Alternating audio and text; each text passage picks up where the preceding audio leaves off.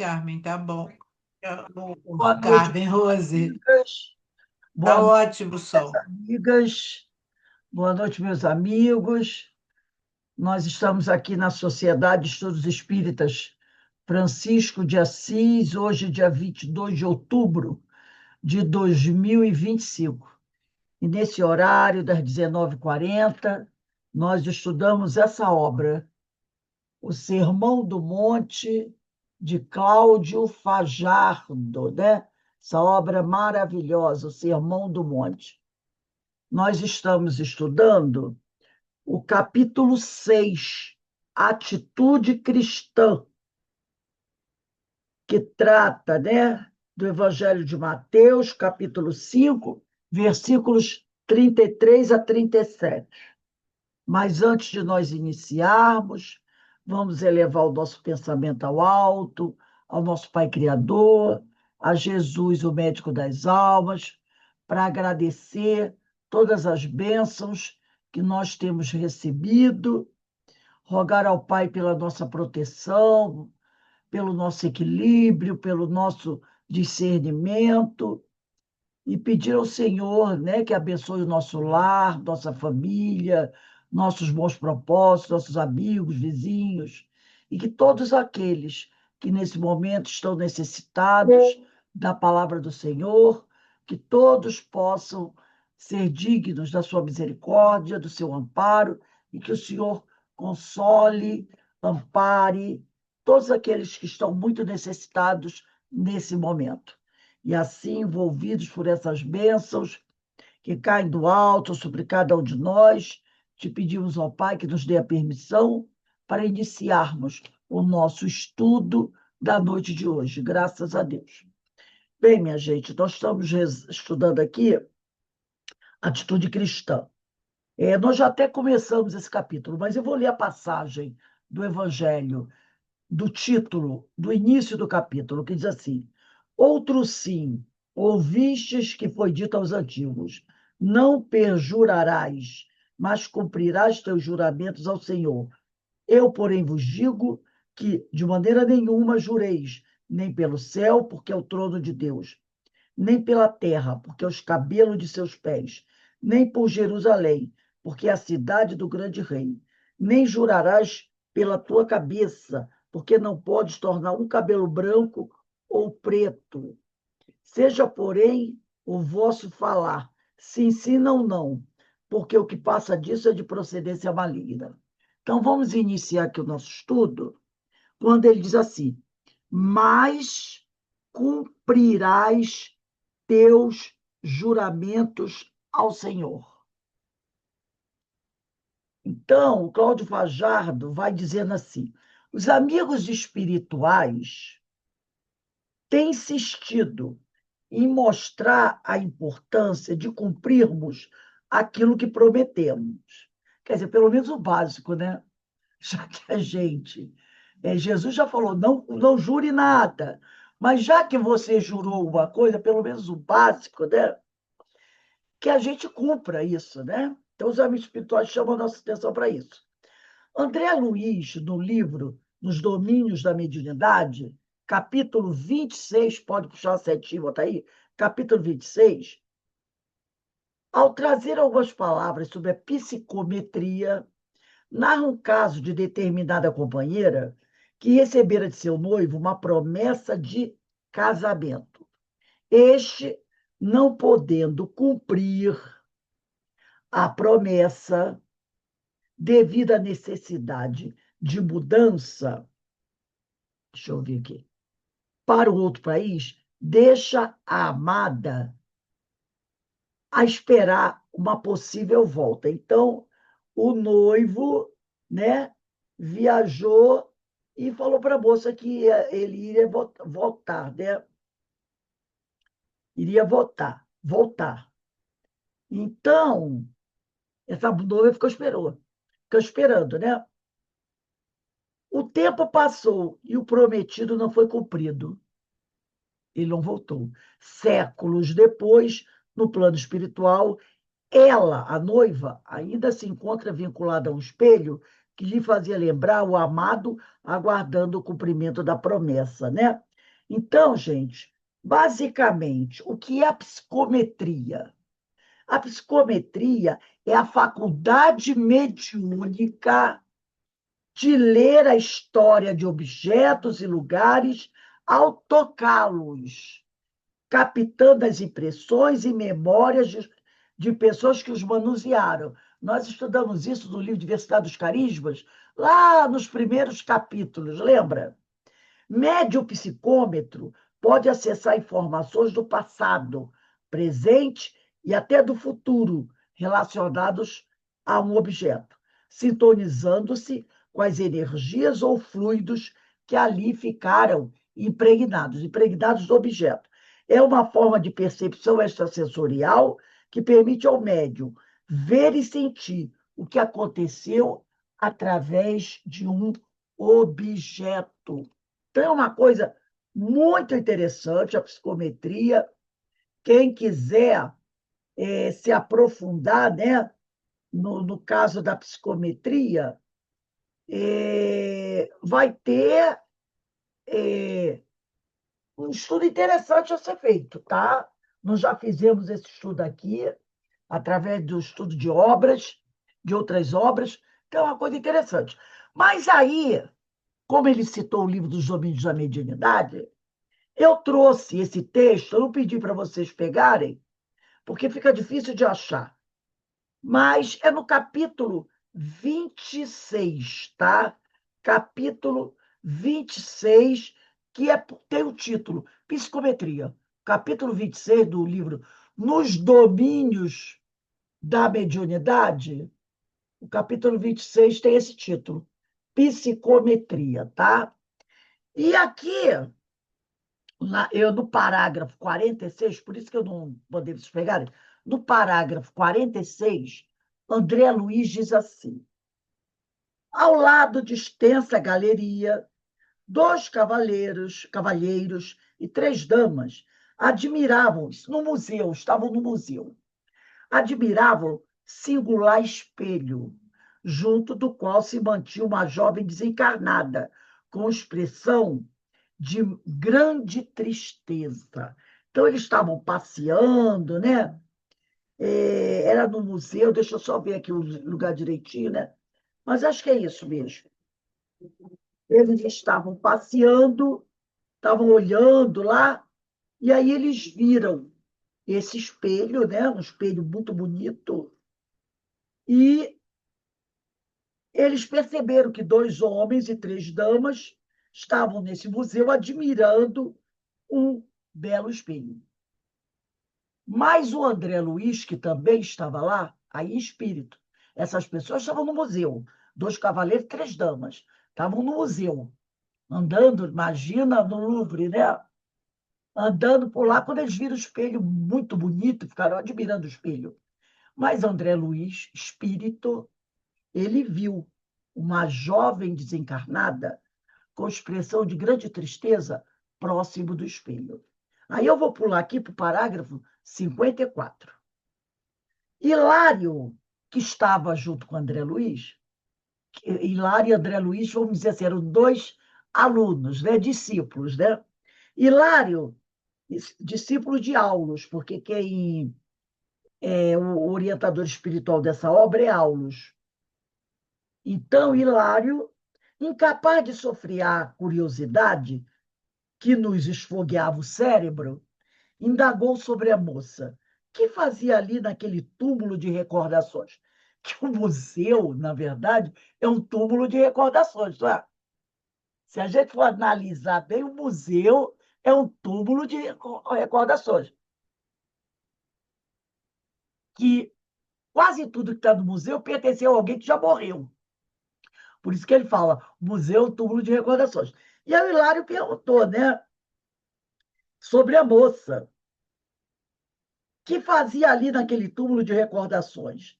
Por que se interessava com tanta ânsia aquela moça desencarnada por um simples espelho sem maior significação? O assistente, como quem já esperava por nosso inquérito, respondeu sem pestanejar.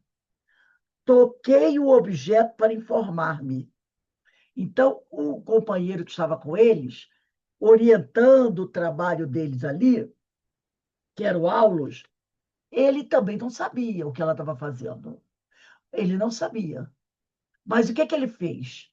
Percebendo a curiosidade, já, ou melhor, já antevendo a curiosidade de André Luiz e de Hilário, ele já tocou no objeto, o dom da psicometria, para fazer uma leitura do objeto e saber o que estava acontecendo. Porque ele já imaginou, tipo assim, os rapazes vão querer saber, né, por que essa moça está ali. Então ele já tocou no objeto, tanto que ele falou aqui, toquei o objeto para informar-me. Então, para receber a informação da história, ele teve que tocar o objeto. Este espelho, originalíssimo, foi confiado à jovem por um rapaz que lhe prometeu casamento. Vejo-lhe a figura romântica nas reminiscências dela. Então, ele está captando o pensamento dela, né? Era filho de franceses asilados do Brasil, ao tempo da França Revolucionária, de 1791. Menino ainda, esse menino, né, aportou no Rio. E aí cresceu e se fez homem. Ele era francês e foi morar no Rio de Janeiro. Encontrou-a, a jovem, e conquistou-lhe o coração. Quando arquitetavam projetos de casamento, depois da mais íntima ligação afetiva, a família estrangeira, a família era francesa, né? Animada com os sucessos de Napoleão na Europa, deliberou o retorno à pátria. O moço pareceu desolado, mas não desacatou a ordem paterna. Ele estava noivo, né, da moça, mas a família quis voltar e ele não desobedeceu à família, voltou com a família e deixou a amada no Brasil. O moço pareceu desolado, mas não desacatou a ordem paterna. Despediu-se da noiva e lhe implorou guardasse a peça. Ele deu o espelho para ela como lembrança e mandou que ela guardasse, até que ele pudesse voltar e ser então feliz para sempre. Contudo, esse jovem, na França, ficou distraído pelos encantos de outra mulher e não mais regressou. Depressa esqueceu responsabilidades e compromissos. Ele fez uma promessa para ela. Ele fez um juramento para ela. Por isso que Jesus, o que Jesus falou? Jamais façam juramentos. Não é isso que Jesus pediu às pessoas? Não façam juramento. Não jurem pela terra, não jurem pelo céu, não jurem por Deus, não jurem nada. Porque se você jurar, prometer algo a alguém, você vai ficar em dívida com aquela pessoa. Entendeu? E ele jurou por uma moça que o amava muito. Também gostava dela, mas era um jovem. Então, aquele juramento dele, ela guardou dentro dela. Impactou a vida dela. E ele falhou na promessa, no juramento. Não vai ter consequências para ele? Vai. Claro que vai. Claro que vai. Então, olha aqui, ó. Ele depressa esqueceu responsabilidades e compromissos. Porque se ele fez uma promessa, eu volto.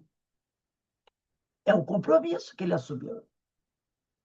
Tornando-se diferente. Lá ele conheceu outra moça, se apaixonou. Repare que os pais conheciam bem o filho. Tanto que insistiram que ele fosse. Perceberam que aquilo tudo, né, os pais, era fogo de palha. Não deixaram ele ficar. Os pais fizeram questão que ele fosse. Os pais estavam certos. A pobrezinha, no entanto, fixou-se na promessa ouvida e continua, usou o verbo do presente, a esperá-lo. Ela continua a esperá-lo. Não é continuou, ela continua. Quanto tempo é passado? Aí ele diz aqui: o espelho é o penhor de sua felicidade. Imagino a longa viagem que terá feito no tempo, a jovem, né? Vigiando, vigiando o espelho, como propriedade sua, até que a lembrança viesse, por fim repousar no museu. Quanto tempo ela não ficou na casa dela, que aqui não diz com quantos anos, né? Ela morreu. Mas vamos imaginar que ela tivesse morrido com 60, 70 anos. Quanto tempo ela ficou com aquela peça na casa dela, olhando para aquela peça, né? E lembrando de uma promessa que não foi cumprida, né? Então, a vida dela teve problemas, claro. E depois que morreu, a peça veio para o museu, o espelho, e ela acompanhou o espelho. Então, voltando, né, para a gente relembrar aqui o que é psicometria. É a faculdade mediúnica, é o que o Aulus fez, de ler, o ler entre aspas, tá, gente? Porque a gente não está lendo como lemos no papel, de ler a história de objetos e lugares ao tocá-los. Por isso que o Aulus falou, eu precisei tocar no espelho para fazer a leitura do objeto, captando as impressões e memórias de pessoas que manusearam aquele espelho.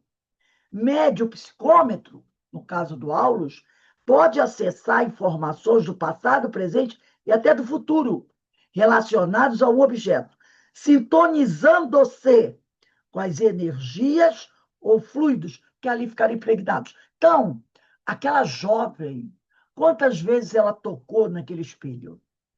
Inúmeras vezes. E ao tocar naquele espelho, ela deixou do espelho, impregnado do espelho, as energias dela e de outras pessoas também, que tocaram no espelho posteriormente. Mas como o Aulus queria saber a história dela, ele, grande médio, grande trabalhador, soube selecionar a energia que interessava a ele, né? É uma forma de percepção extrasensorial que permite ao médium ver e sentir o que aconteceu através de objeto. Nós já estudamos aqui, né, até falando, por exemplo, se vocês estão lembrados, pedras que vêm rolando no rio, médios psicômetros que tocam na pedra, fazem a leitura de por onde aquela pedra passou. Inclusive, falamos aqui que em alguns países, geólogos usam psicômetros, lembra? Para fazer estudo, às vezes, do solo, de pedras. Por exemplo, também, falamos até, se vocês estão lembrados, de uma pena, que um psicólogo tocou a pena de um pássaro, e ele fez a leitura de por onde o pássaro passou. Porque não é só de pessoas, é também de qualquer ser vivo. E os animais têm energia, né, gente?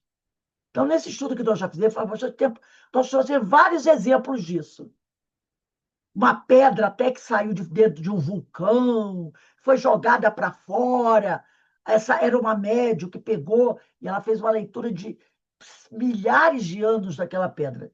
Então, é uma capacidade que o médium tem. Tanto que ele é uma percepção extrasensorial, tá?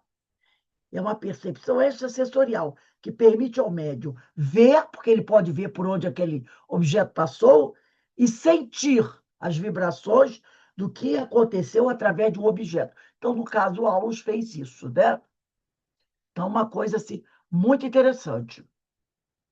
Continuando aqui. Então, ele disse aqui, né? Os amigos espirituais têm insistido em mostrar a importância de cumprirmos aquilo que prometemos. Por quê? Para evitar esse tipo de coisa. Eu te amarei para sempre, ficarei com você para sempre. Jamais te abandonarei. Né? E aí Tem pessoas que realmente ficam, né? Tem pessoas até que se suicidam, não é? Poxa, ele me prometeu, ela me prometeu ficar comigo pro resto da vida. E aí a pessoa se suicida.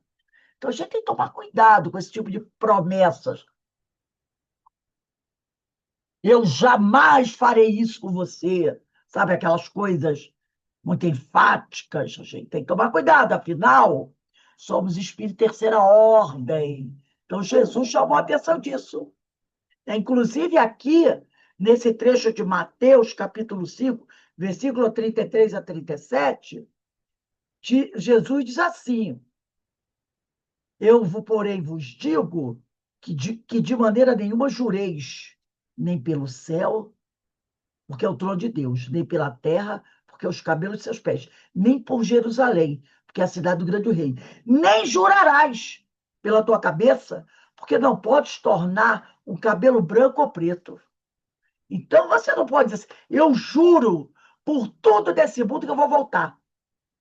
Talvez até você tivesse vontade de voltar, mas vai que você sofreu um acidente e não pode voltar.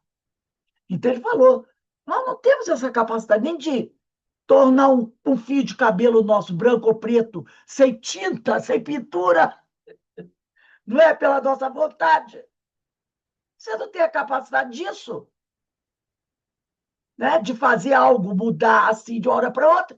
Como é que você vai jurar uma coisa tão definitiva, né? Então ele fala, toma cuidado, toma cuidado. Continuando aqui, como podemos observar, no caso em questão, da moça do espelho, uma simples promessa de namorados, se não cumprida, pode gerar estacionamento em nosso processo evolutivo. Estacionamento este de consequências imprevisíveis. E olha que o Cristo já alertava através da mediunidade de Moisés há mais de 3.000 anos. Mas cumprirás teus juramentos ao Senhor. Se você jurou, você assumiu o compromisso. Aí você tem responsabilidade. Se você não jurou, olha, eu vou fazer o que for possível. Se der condições, eu volto. Não é? Eu vou fazer o possível, mas não prometo. Não prometo. Porque a pessoa pode até morrer. Se ele morresse, né? Ele poderia até morrer. Quis voltar. Mas a promessa tem consequências.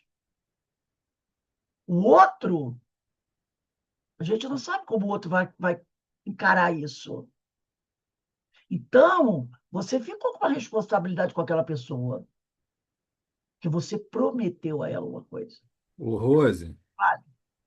é, o juramento, no caso, né, tem uma força porque é a palavra que é a expressão do sentimento, do coração. Nada Então, nova. você falou, você impregnou com a tua palavra uma situação. E Vai conhecer. dali você se compromete em função daquela emanação que você colocou, é como se fosse um pacto.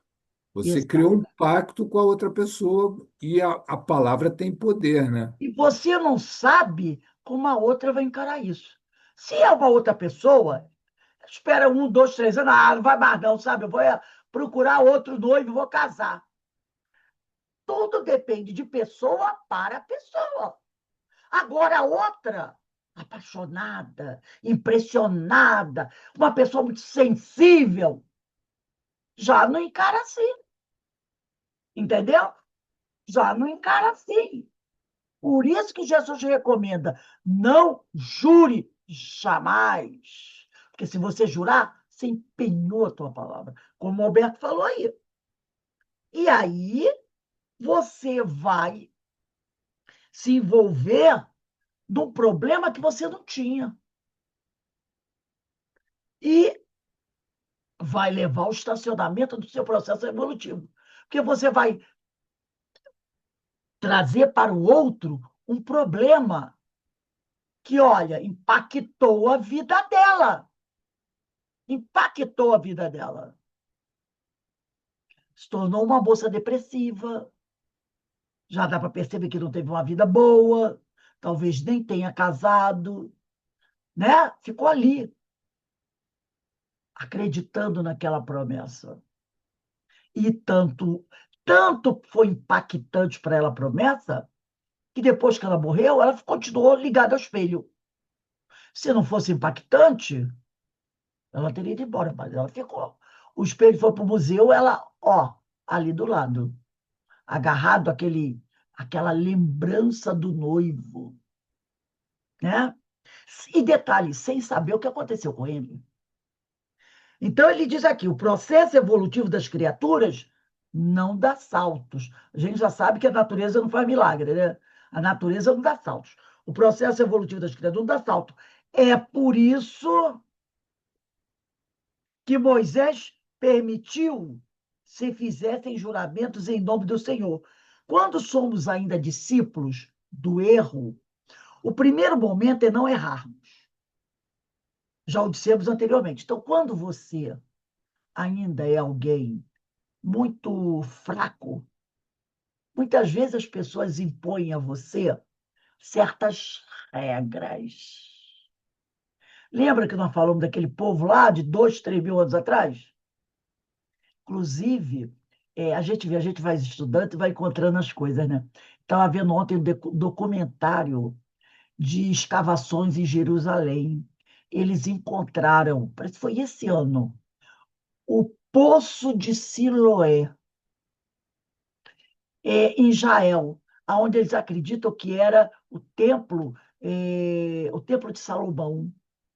Então, os arqueólogos desceram, porque naquela região aonde se localiza Israel, não tem fonte, não tem fonte. É tudo muito seco, não tem fonte, né? Mas começaram a escavar, escavar, escavar, escavar, e eles encontraram uma fonte. E aí eles foram cavando, cavando, cavando, até que eles encontraram uma pedra e chegaram à conclusão que debaixo daquela pedra não tem mais nada. Então foi ali que foi construída o tanque de Siloé, né?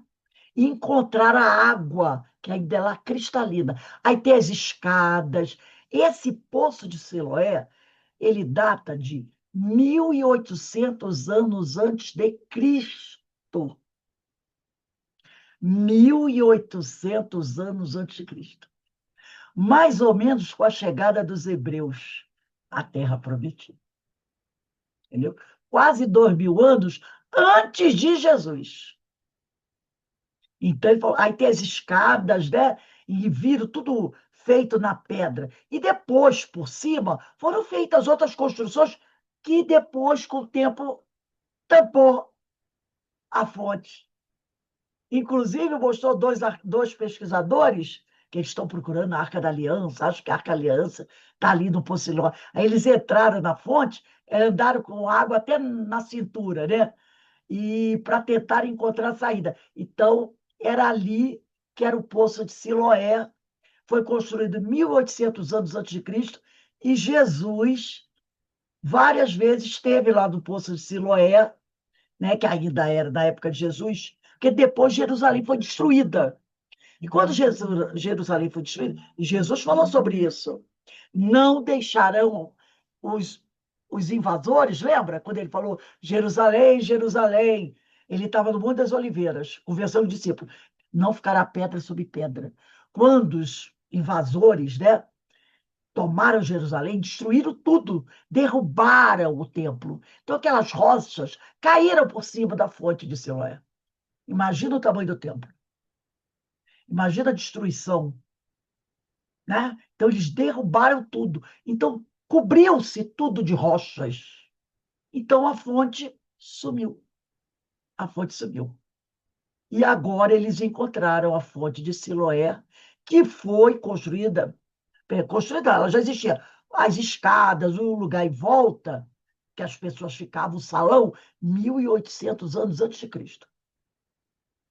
Mas aí depois, né, foi tudo destruído, né? Então eu achei assim, nossa, que coisa linda, né? Era ali que Jesus ia sempre àquela fonte, descia aquelas escadas, né? Para curar as pessoas ali, se banhar também, é uma coisa linda, linda mesmo. Achei o programa muito bonito mesmo, né? Então, essas pessoas daquele passado, muitas vezes, Moisés, para enquadrar aquele pessoal, que era um pessoal muito rebelde, eles os obrigava a fazer juramentos. Porque as pessoas faziam juramentos, e ao fazer juramento, ela se viu o quê? Obrigado a ser o quê? Andar na linha. Porque se quebrasse um juramento, era punido, era castigado por Deus. Então, lá na época de Moisés, esses juramentos eram impostos. Havia várias regras, né? Para quê? Para que as pessoas ficassem ali obedientes, né? Então, ele diz aqui, o processo evolutivo das criaturas não dá saltos. É por isso que Moisés permitiu se fizessem juramentos em nome do Senhor, porque aquelas pessoas eram pessoas, né, um grau evolutivo bem baixinho, ao contrário de hoje. Hoje nós temos um grau evolutivo muito melhor, né? Então, quando somos ainda discípulos do erro, o primeiro momento, quando a gente começa a buscar melhorar, é não errarmos. Já o dissemos anteriormente. Conhecendo-nos em nossa intimidade, o Criador permite-nos a vinculação a estados infantis de ignorância. Então, conhecendo a ignorância daquele povo, Deus permite que isso aconteça. Dente por dente, olho por olho, lembra?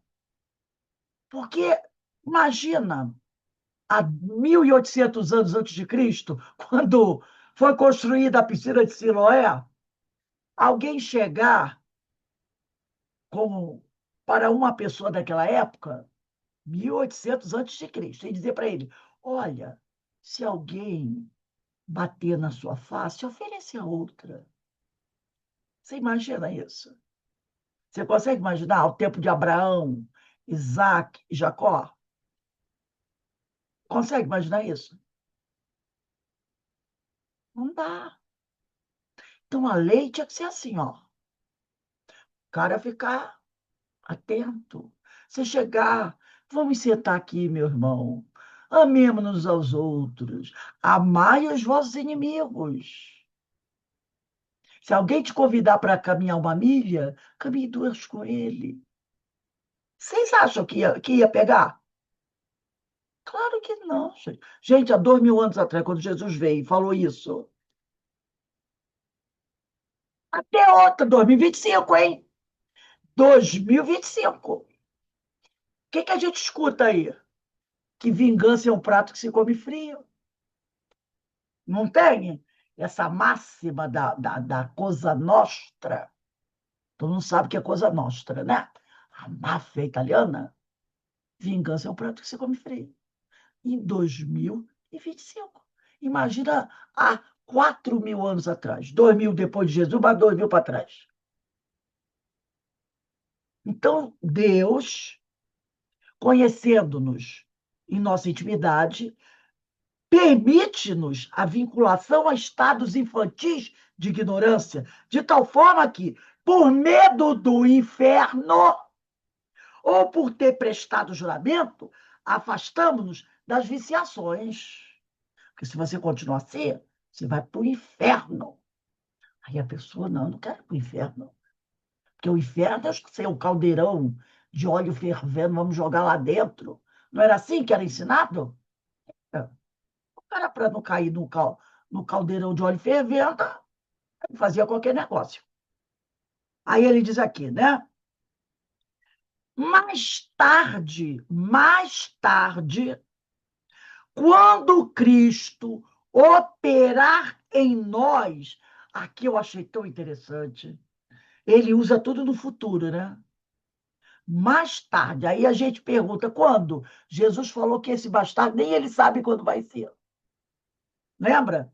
Mateus 24, versículo 36. Jesus diz que nem ele sabe quando vai ser o mais tarde, porque depende de nós. Mais tarde, é, quando Cristo operar em nós, elegeremos a fé consciente como diretora de nossos destinos. E neste momento que poderemos efetuar a troca da obrigatoriedade de evitar o pecado pela espontaneidade da prática do bem. Então, mais tarde, o homem não precisará mais ficar fazendo esses juramentos. Não precisará mais fazer isso, né? É aí que passamos a entender as sábias palavras de Jesus. Aí, quando ele diz assim, ó, e desde os dias de João Batista até agora se faz violência no reino dos céus, e pela força se apoderam dele. Isso está lá em Mateus capítulo 11, versículo 12. Ao que nós complementaremos, mas após os dias de Cristo, o reino de Deus será conquistado pelo amor. Porque nós compreenderemos que não precisamos mais prestar juramento. Nós já saberemos o que precisamos fazer e faremos, sem ferir, sem magoar ninguém. Entendeu? Então é muito interessante isso. Mas lá, naquele período, e ainda tem gente hoje assim, gente. Ainda. Uma vez eu estava lendo uma mensagem de um amigo espiritual que ele dizia o seguinte: o pessoal reclamava. Era um pessoal reclamando das igrejas evangélicas, essas igrejas pentecostais, que o pastor, às vezes, abre uma igrejinha pequenininha, lá no meio daquela comunidade muito violenta. Aí o pastor pega a Bíblia, né, e fica na porta da igreja, ou andando pelas vielas da comunidade. Se vocês não se converterem à palavra do Senhor, vocês vão para o inferno, vão isso, vão aquilo. Não é assim? Ó? Aí, aí a gente vê aquele pastor com aquela gravata, a mulher e os filhos atrás e mais alguns adeptos, para ali na pracinha da comunidade, e toca o bumbo, e faz, e leva o alto-falante uma caixa de som desse tamanho, né? Caixa de som desse tamanho. Bota lá no alto da comunidade e grita, que o povo escuta longe. Venham e faz aquele, fica ali horas. Você diz, meu Deus, esse barulho, né? E o som vai longe, vai longe. À noite, então, vai muito longe. Aí comentaram, isso do plano espiritual, né? Aí um amigo espiritual virou e disse assim: olha só, e eles são trabalhadores de Jesus. Inclusive, normalmente você vê lá o ex-tudo, né? Eu era assassino, traficante, estuprador, ex-tudo. Agora ele está lá com aquele terno, com aquela gravata aqui, né? O ex-tudo, né? E decorando palavras da Bíblia. Porque no capítulo tá, não sei o que lá. Aí eu fiz isso, e fez mesmo. Fez mesmo. Ou então eles vão para dentro de presídio, não estão? Converte um monte de gente, que o cara vira da igreja santo, aquela coisa toda, né? E vai para a igreja e aquela coisa toda. Falando que é o seguinte, que tem espíritos que são tão desses trevosos assim, não é daqueles que são maquiavélicos, não. A gente está falando daquele espírito ignorante, ignorante, ignorante, que praticou mal, praticou mal, praticou mal, praticou mal. Muitas vezes esses espíritos, lá no passado, aí a gente vai ligando os pontos. Na época em que ele diz aqui, ó, que nós vivíamos em estados infantis de ignorância, esse espírito ouviu muito alguém dizer: se você não for para o caminho do bem, você vai para o inferno. o diabo vai te pegar. E ele passou, às vezes, a vida toda dele fazendo as besteiras dele, escutando isso. Que o diabo vai te pegar, o diabo vai te pegar. E ele tinha medo do diabo. Ele respeitava lá, mas ele fazia as coisas dele. Agora, eles estão em regiões dessas, com muita dor e sofrimento. Eles encarnaram, encarnaram. Mas são espíritos muito ignorantes, muito ignorantes. E só aí fazendo, aprontando nas favelas das comunidades. Aí aparece o pastor lá e começa a gritar. Você vai para o inferno, Satanás vai te pegar, o diabo vai te pegar. Tudo aquilo que o assustava lá no passado, que o assustava quando ele ouvia falar. Aqueles sacerdotes falando, e ele era obrigado a obedecer porque tinha medo. Então, quando esse pastor começa a gritar, isso acessa a memória dele. A memória dele. E muitas vezes ele vem para a igreja, não é porque ele viu a beleza de Jesus ou do Evangelho, é por medo. Porque aquela memória dele do inferno, do caldeirão, se ativa.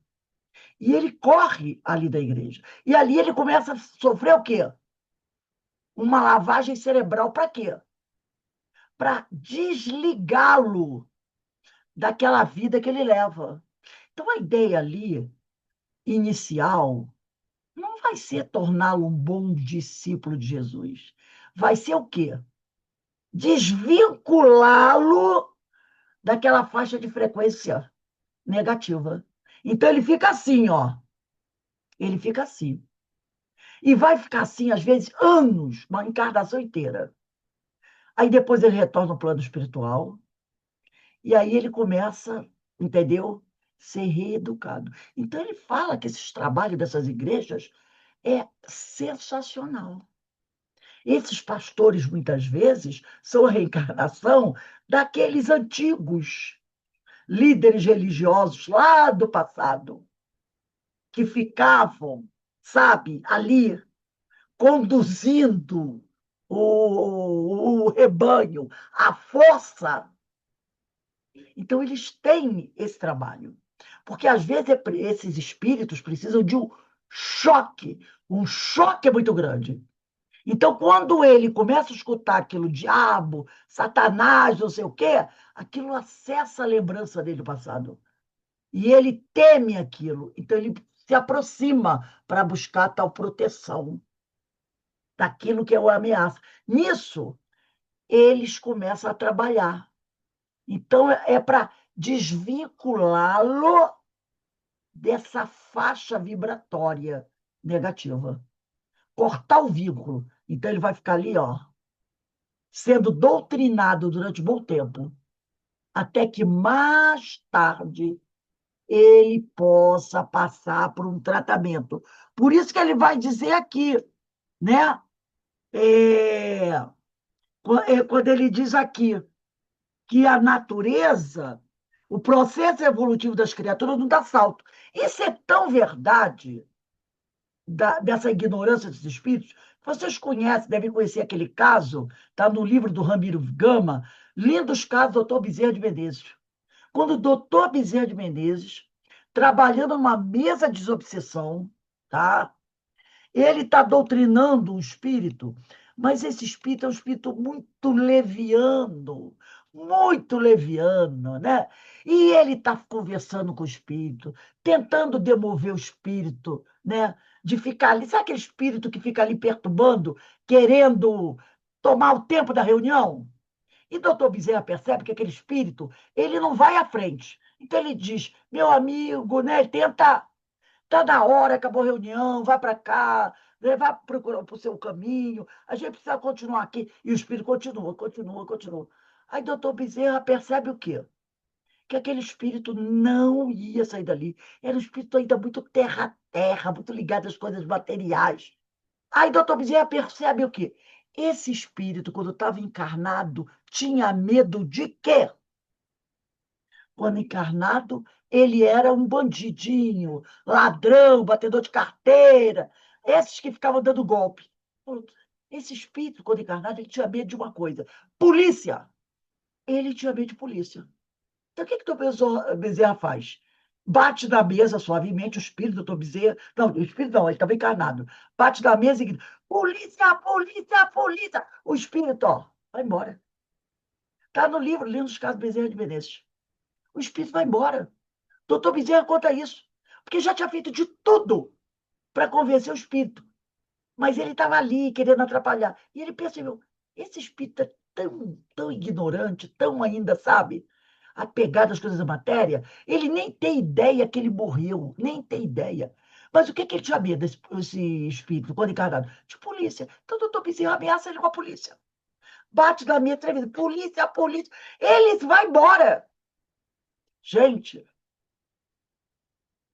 veja só, mostrando para a gente isso, que o processo evolutivo das criaturas não é salto. Aí a pessoa vai dizer: meu Deus, espírito com medo de polícia? Sim, quem já trabalhou em mesa mediúnica, com doutrinação, já viu casos que até tem dúvida. Se o espírito nunca sabe nem que morreu, não sabe nem que morreu, avisa tão atrasado que é. Então, às vezes, o médium tem que usar desse recurso. Usar desse recurso, né?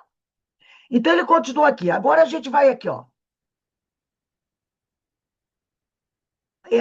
Aí ele fala: é aí que passamos a entender as sábias palavras de Jesus. E desde os dias de João Batista até agora se faz violência ao Rei dos Céus.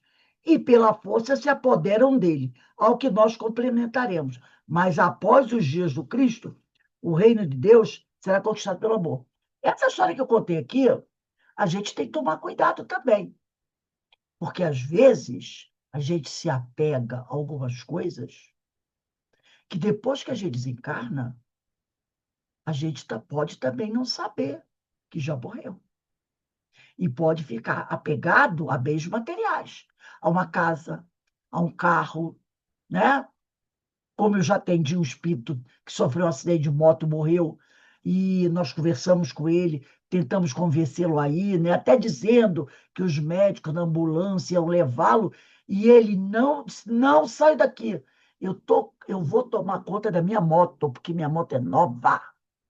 Se vocês me levarem para o hospital, e aí ainda apontou os policiais. Eles vão depenar a minha moto. Eu sei como esse pessoal é. Vão depenar a minha moto. Coisa que a gente já cansou de ver, né? Esse pessoal que está aí vai depenar a minha moto. E eu vou ficar aqui esperando o reboque chegar para levar minha moto. Aí que eu vou. Aí a gente teve que simular para ele, conversar com ele: ó, o reboque está chegando, o pessoal está chegando aí, né? Induzimos. Vão levar sua moto agora. Ele: ah, tá, agora estou sossegado. Vão levar minha moto, vão registrar tudo. Então não tem como aprontar, que eu vou cobrar depois. Olha, agora você vai para o hospital, os amigos estão.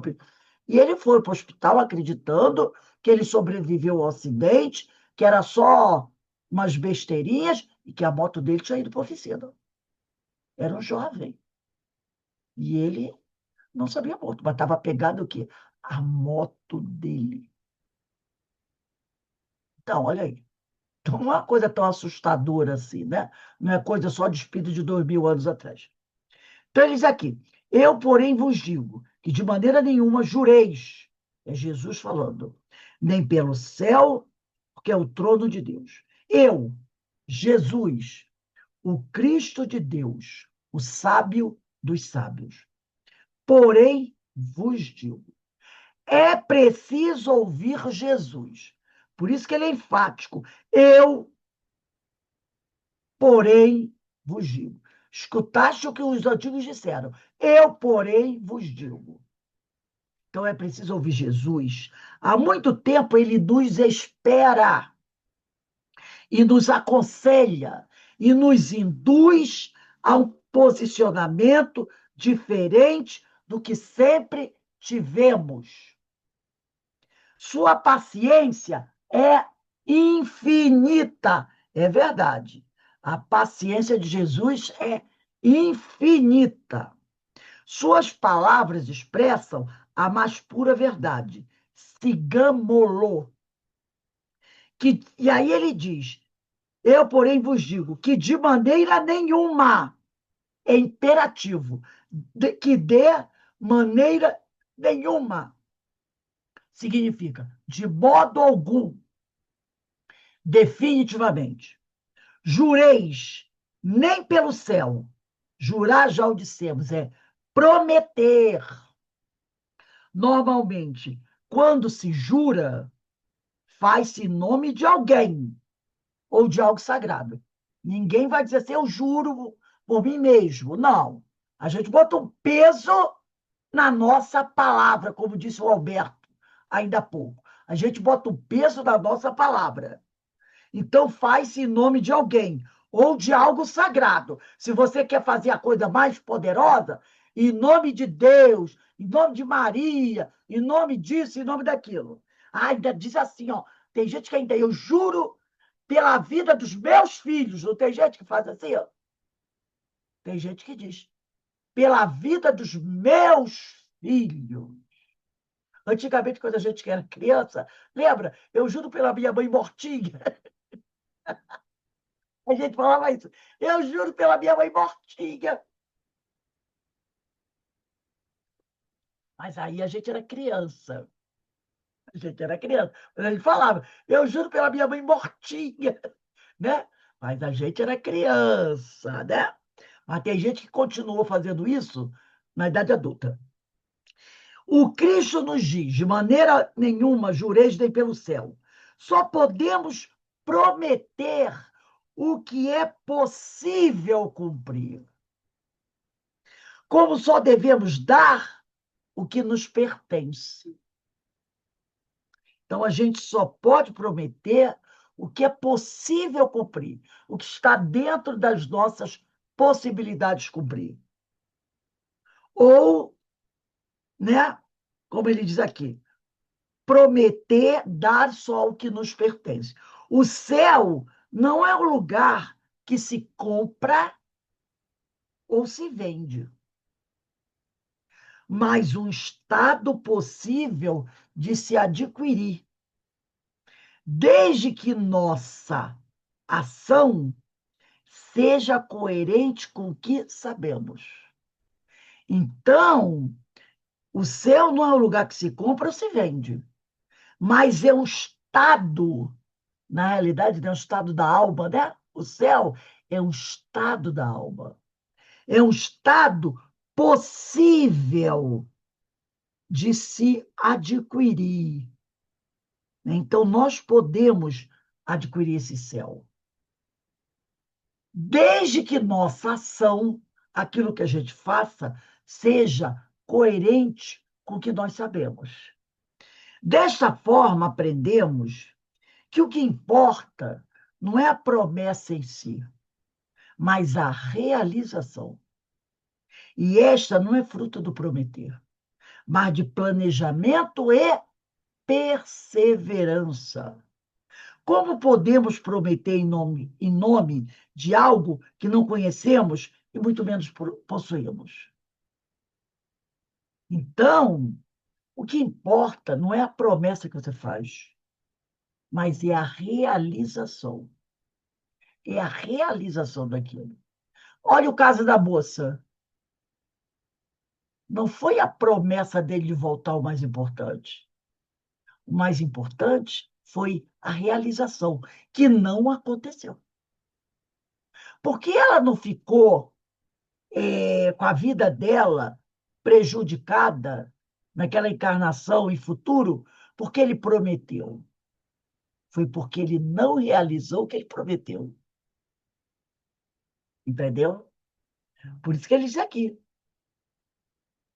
Aprendemos que o que importa não é a promessa em si, mas a realização. E essa realização não é fruto do prometer, mas de planejamento e perseverança. Então, para ele fazer aquela promessa, ele tinha que avaliar a situação dele. Se os pais concordavam que ele voltasse, ele aparentava ser muito jovem também.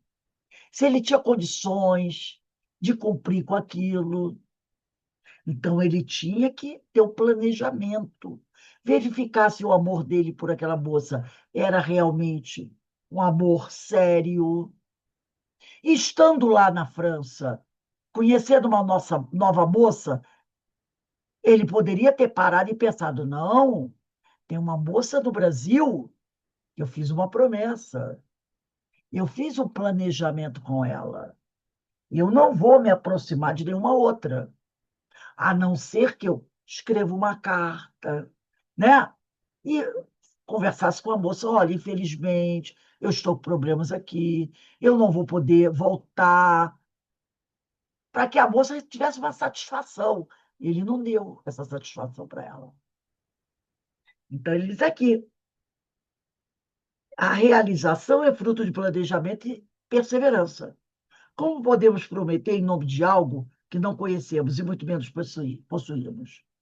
Aí ele diz: porque é o trono de Deus, né?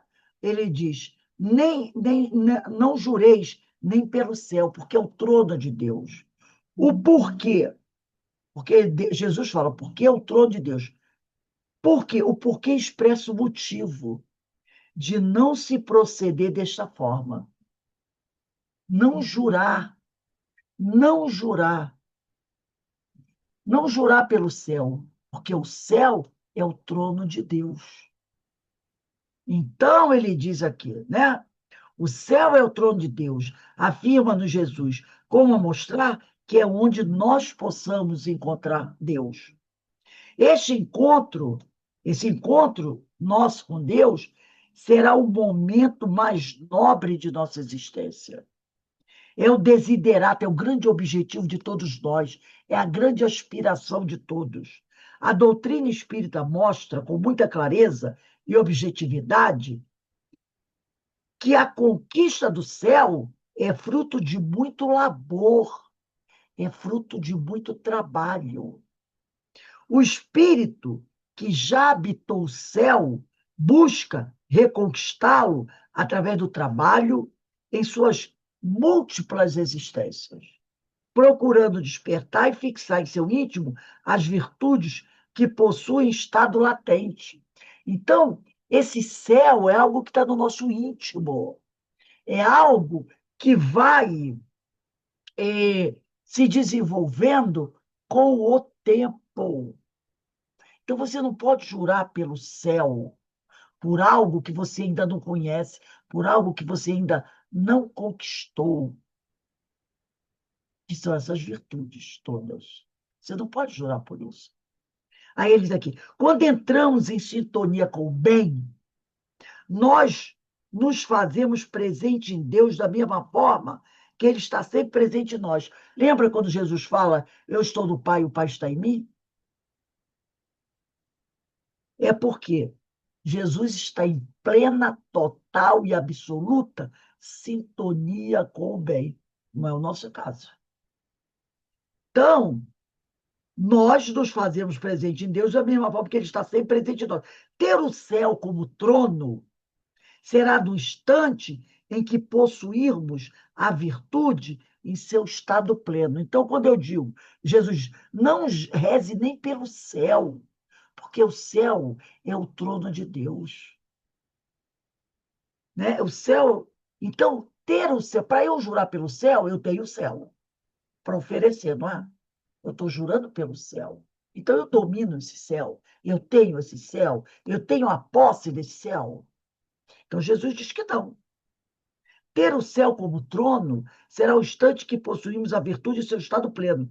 Deus se manifesta através de suas leis e seus filhos. Estar com ele, portanto, é vivenciar estas leis e amar seus filhos. É o amar ao próximo como a ti mesmo, totalmente, como Jesus nos ensinou. A partir desse instante, poderemos sentar em seu trono e gozar da felicidade eterna, porque onde estivermos, estaremos a seu serviço, ensinando não a nossa doutrina, mas a daquele que é todo amor.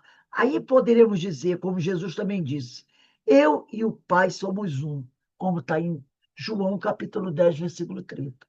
Então, é aí que eu vou ter esse céu. Quando eu me tornar um espírito pleno. Porque Deus estará dentro de mim. Esse céu estará dentro de mim. E eu compreenderei e farei totalmente a vontade do Pai. Por isso que ele falou: não jure pelo céu, porque o céu é o trono de Deus. E você precisa desenvolver esse céu dentro de você, que é a potencialidade das virtudes. Então você não pode jurar por aquilo que você ainda não possui, por nada que não te pertence. Não faça promessas vãs. Não faça promessas vãs. Porque se você faz uma promessa dessa, sem ter ainda condições, condições de arcar com essa responsabilidade, você vai ser o quê? Você vai ser responsável pelas consequências daquilo que você prometeu. Como aquele rapaz do espelho, que prejudicou uma pessoa, que, e ao prejudicar a moça, ele o quê? Ele deu uma parada no processo evolutivo dele. Para a gente encerrar, eu, no livro, né, daqui, Segredo das Bem-aventuranças, o José Lázaro Boberg, ele vai dizer assim: Jesus dá uma amplitude maior ao que ensina o Antigo Testamento. Jesus proíbe totalmente os juramentos, de qualquer forma, sob qualquer aspecto. A criatura está proibida de jurar, mesmo seriamente, mesmo judicialmente, sob pena de desobedecer a uma orientação sua, taxativa. Não jureis de forma alguma.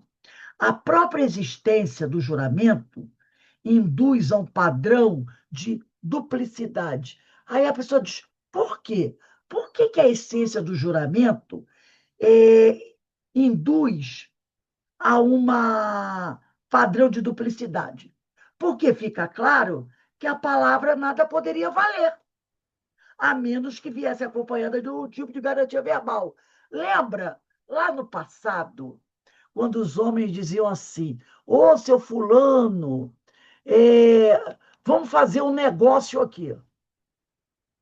Aí uma vez eu vi um desses senhores de terra aí antigos, já com seus 80 e poucos anos, lá em Minas Gerais, um desses homens, né, poderoso, rico, perguntaram para ele: lá no seu tempo, nos anos 30, 40, vocês faziam documentos para resolver algum negócio?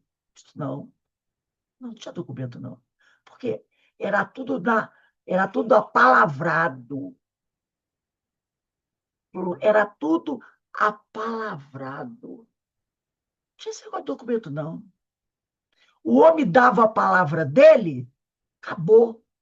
Não perguntava: senhor coronel, dá a sua palavra? Dou a minha palavra. O senhor pode ter. Acabou. Ele dizia: acabou. Era a palavra do homem que tinha valor. Não era documento. Foi o que o Alberto falou. Era a palavra. Não, o senhor confia na minha palavra? Confio, sou homem sério. Então é a minha palavra. Tinha até o jeito que falava que é do fio de bigode, lembra dessa história? Era a minha palavra. O que valia mais, a palavra ou o papel? Era a palavra. Era a palavra que tinha. Por isso que ele diz aqui, porque hoje, quando a pessoa vai no tribunal, qualquer coisa, a palavra dele não adianta. A palavra não adianta. Ele tem que botar a mão em cima da Bíblia, né? Ele tem que fazer um juramento. Por isso que ele diz aqui: a própria existência do juramento induz a um padrão de duplicidade. Fica claro que a palavra nada poderia valer, a menos que viesse acompanhada de algum tipo de garantia verbal. O juramento é filho legítimo da mentira, da falsidade. É preciso jurar para que as pessoas acatem o que falamos. O verdadeiro homem de bem tem um pacto consigo mesmo de nunca faltar com a verdade, por maiores que sejam as vantagens que a verdade lhe dê, ou as desvantagens que lhe advenham do culto à verdade. Então, quando você está com alguém, está resolvendo, não, você vai estar comigo ali, eu estarei com você. Acabou.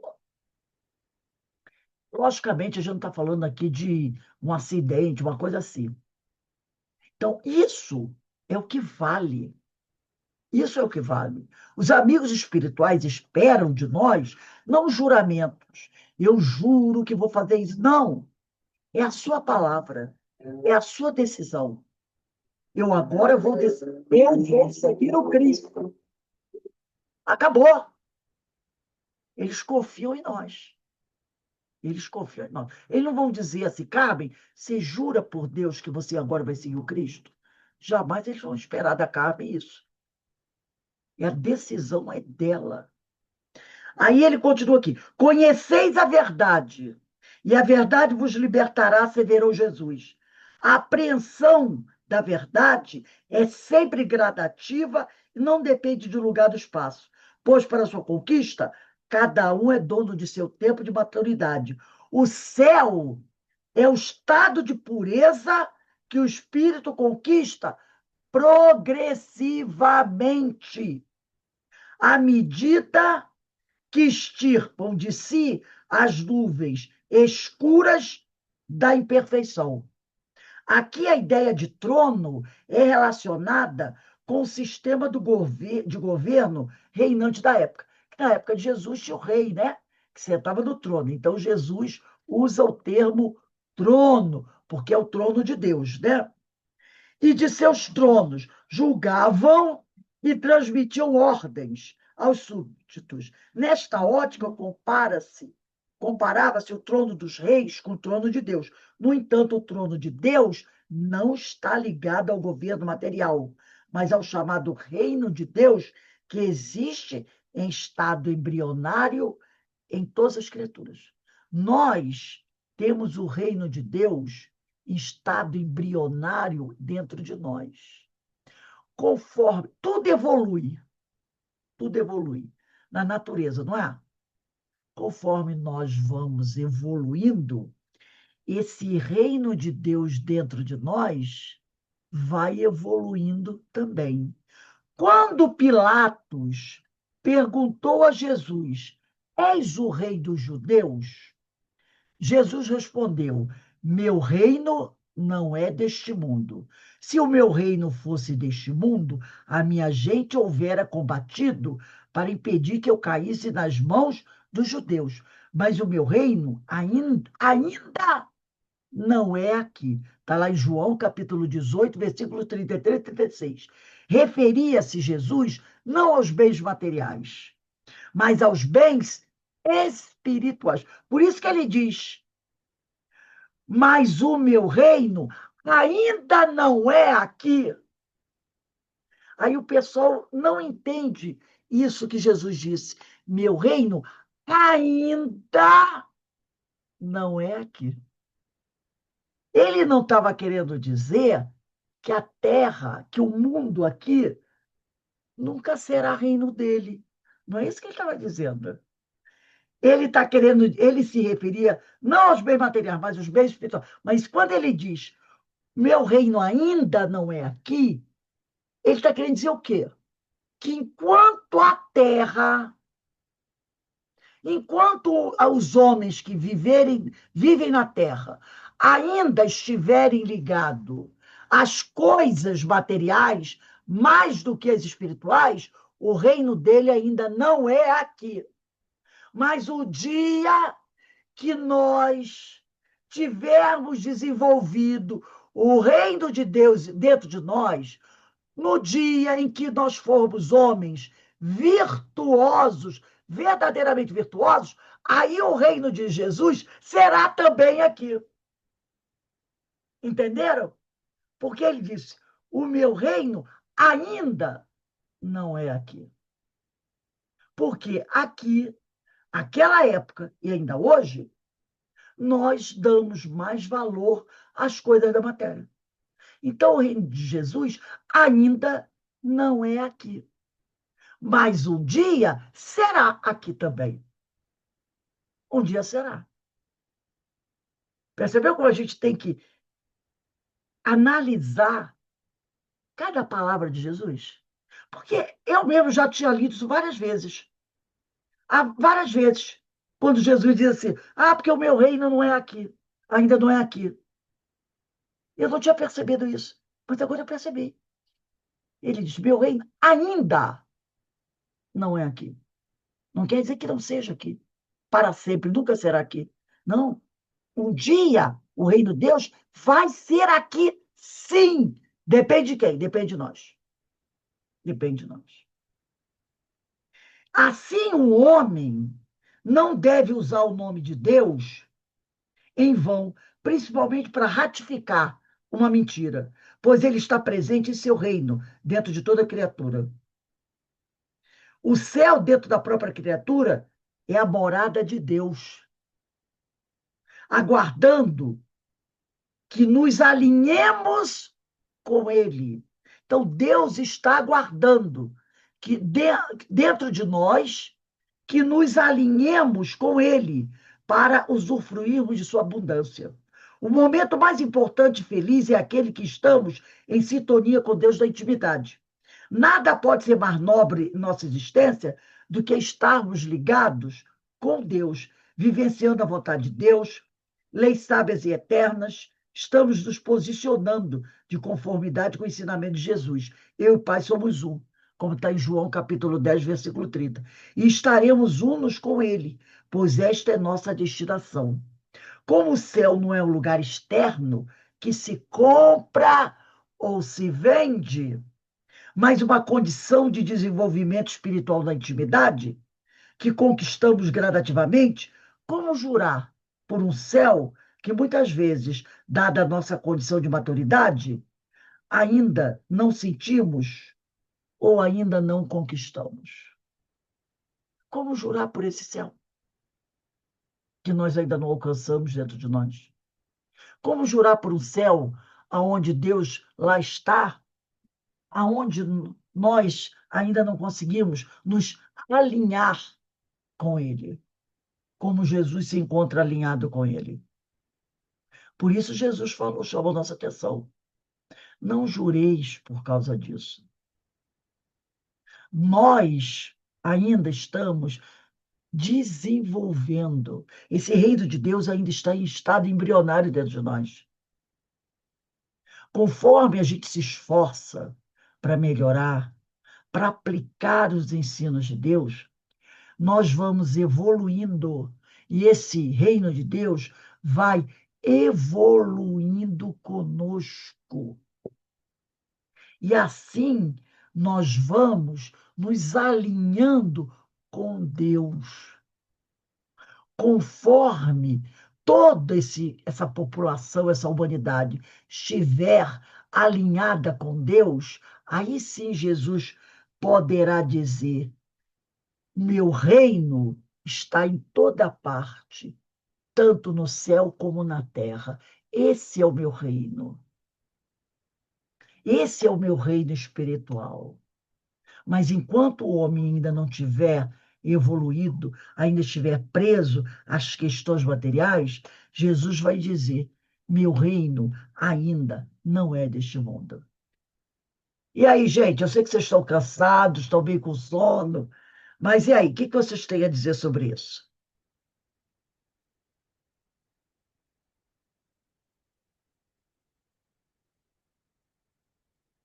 Tá difícil? Rose, Rose, Vale. a gente estudando, assim como nós estamos estudando, como é que a gente jura e jurou até hoje? Tanta besteira, né? Tanta coisa boba, a gente usando, jurando. Lá quando a gente é criança, como você falou, tudo bem. Mas a gente já é adulto, agora da maturidade, a gente ainda tema de ficar jurando umas coisas tão idiotas. E quando a gente passa a estudar, a gente vê como nós somos tolos, meu Deus do céu. Exatamente, né? Como nós somos todos. A gente não consegue captar a essência das palavras de Jesus. né? Eu estou falando para vocês que hoje, ao estudar, é que eu olhei para essa palavra, porque às vezes você lê alguma coisa 200.000 vezes, né? Como eu já li isso aqui inúmeras, inúmeras vezes. E depois eu olhei quando Jesus falou: meu reino ainda não é deste mundo. O ainda cobriu tudo. Realmente, ainda não é. Ainda não é. Porque a gente, né, entendia Jesus assim: ah, meu reino não é deste mundo. Ah, meu reino é só do mundo espiritual. Mas se tudo isso aqui foi construído a mando de Deus, por que Jesus não pode ser. Não, essa parte terráquea aqui não é reino dele. Não fica parecendo uma incoerência? Se ele que começou a construir o planeta, ele e os outros espíritos de escola construíram o planeta. Se ele é o governador do planeta, por que o reino nosso, da matéria, não é reino de Jesus? Se a gente parar para pensar, opa, tem uma incoerência aí. Ele construiu o reino dele. E não quer dizer que, por ser o mundo material, não é reino dele. Justo, Porque as justo. montanhas, os oceanos, eles não têm nada a ver, nada a ver. Isso aqui pode ser um mundo de espíritos regenerados e ter montanhas, casas, não é? Então, não é a matéria que diz, porque aqui é o mundo material. Mas pedra, montanha, casa, vai ter que ter. Jesus morou numa casa de pedra. Então, não é a matéria que forma o planeta, é o homem que habita nesse planeta. Como é o coração, a evolução desse homem? É isso que faz com que Jesus diga: meu reino não é ainda deste mundo. Entendeu? É isso que faz, né? É isso que faz. Então, ele diz aqui, quando Pilatos perguntou: é o rei dos judeus? Ele respondeu: meu reino não é deste mundo. Porque se meu reino fosse, a minha gente houvera combatido para impedir que eu caísse nas mãos dos judeus. Ora, se todos nós, vamos dizer assim, 80% da população à época que Jesus esteve aqui, fossem de espíritos elevados, será que esses 80, 90% deixaria que um grupinho, que seria 20, 10%, fizesse o que fizeram com Jesus? Claro que não. A grande maioria dos homens que estavam ali eram homens ainda materializados. Por isso que Jesus falou. A gente para pensar isso, né? Ele diz: meu reino não é deste mundo. Se meu reino fosse deste mundo, a minha gente houvera combatido para impedir que eu caísse nas mãos dos judeus, que eram os antagonistas. Se o número de discípulos de Jesus em toda Jerusalém fosse 3, 4, 10 vezes superior aos que queriam botar Jesus na cruz, ele seria crucificado? Claro que não. Claro que não. Mas quem é que estava do lado dele? 12 homens que, na hora que ele foi preso, correram e ficou quem? Umas 3 ou 4 pessoas. João, a mãe e umas 3, 4 mulheres. Eles tinham condições de combater e salvar Jesus? Claro que não. Não tinham. Então Jesus falou isso. Eles não deixariam que eu caísse nas mãos dos judeus, mas o meu reino ainda não é aqui. Os homens ainda não conseguiram assimilar e colocar em prática tudo que eu ensinei. Então, meu reino ainda não é este mundo. Então, a gente vê pessoas dizendo assim: Jesus tem que voltar. Eu pergunto, hoje, esse mundo que nós estamos vendo agora, já é o mundo de Jesus? Não, Não, claro que não. Se guerras, revolta, fossem coisas assim, esporádicas, de repente alguém diz assim: nossa, lá naquele lugar estourou uma revolta, todo mundo, "Ah, meu Deus, né? Meu Deus, uma revolta lá daquele lugar. Vamos juntar aí as Nações Unidas, todo mundo, vamos abafar aquilo. Não vai durar mais de 72 horas. Mas é assim. O povo sabe como começa, mas não sabe como termina. Aí o cara fez uma guerra, como o Putin, fez uma guerra para acabar em uma semana. Já vai para 3 anos. Atirou do que viu, acertou do que não viu. Está lá. Então, né? O reino, quando Jesus, esse reino é do meu mundo, esse planeta, o planeta, um dia será o reino dele. E quando é que será isso? Quando todos os seres dessa planeta, ou a maioria, se converteu ao Evangelho. E os que não se convertem? Exilados de capela neles. Essa minoria, como foram os exilados de capela, eles não eram a maioria do planeta deles. Eles eram? Não, não. Eles eram a minoria.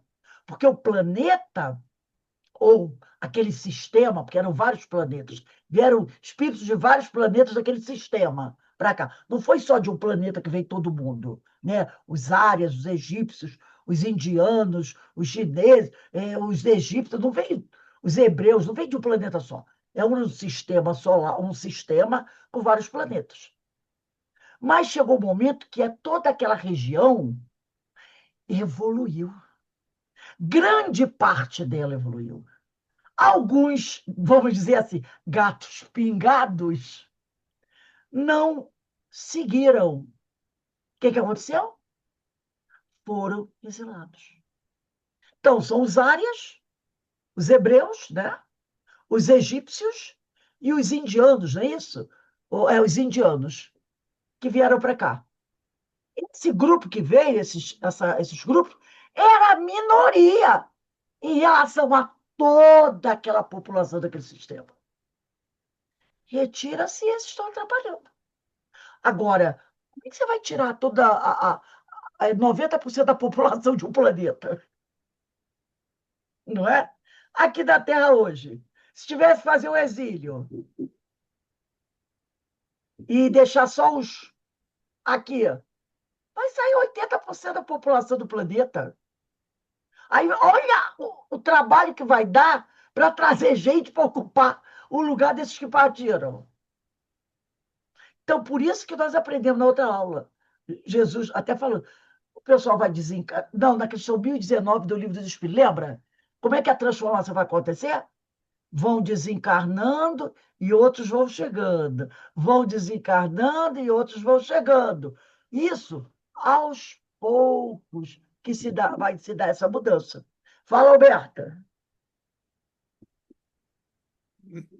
é que quando nós estávamos falando, né, sobre a questão do meu reino não é ainda não é deste mundo, porque tudo é divino. A montanha, o mar, tudo é divino. Deixa de ser divino quando a gente coloca-se de uma forma equivocada de entender o mundo material de forma errada. Quando você entende as coisas de forma equivocada, porque o mundo, a matéria, a gente precisa dela. É necessário, no nosso momento evolutivo, a matéria. Agora, quando a gente se escraviza, aí deixa de ser o reino de Deus. Aí já é Exato, de Mamon. exatamente. Então, tudo depende da atitude que você tem em relação ao mundo. Se eu tenho uma relação com o mundo de amor, tudo flui.